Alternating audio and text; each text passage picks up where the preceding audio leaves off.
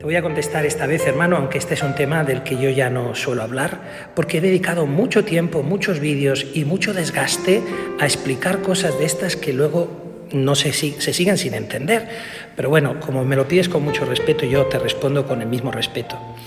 Éxodo 20 hemos de entenderlo en estos contextos o en estos parámetros. Está hablando de un contexto histórico de un pueblo de Israel que viene de Egipto.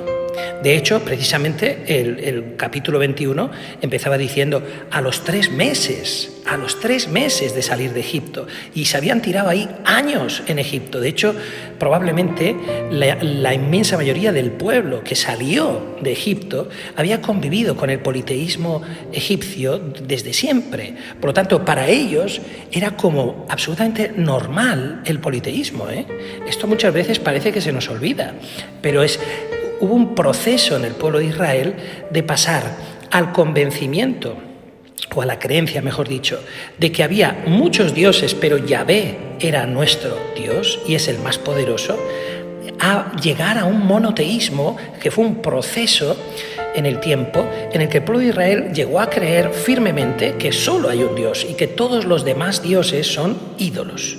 Pero en el principio no fue así.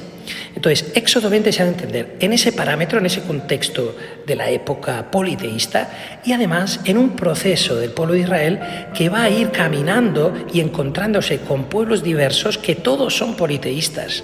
Y por lo tanto, el peligro es el que hemos visto en las Escrituras, que había un contacto continuo con esas culturas y por lo tanto llegaban a la idolatría. ¿Por qué? Porque asumían las creencias en esos otros dioses con minúsculas. Por eso, el contexto de las imágenes, etcétera, tiene ese contexto del politeísmo. Es absurdo que se nos quiera atacar a los católicos como politeístas cuando estamos claramente afirmando en nuestro credo: creo en un solo Dios, Padre Todopoderoso, en Jesucristo, en el Espíritu Santo. No hay más Dios que un solo Dios. Entonces, para nosotros, imágenes como estas no son divinidades, son representaciones sagradas de escenas bíblicas, como la crucifixión de nuestro Señor, o de aquellas personas que son significativas para nosotros por su ejemplo, que son los santos, las santas. Pero en ningún momento los consideramos ni divinidades ni los adoramos, ¿no? Fuera de aquí, hay gente que se agarra a Éxodo 20 de manera textual hoy.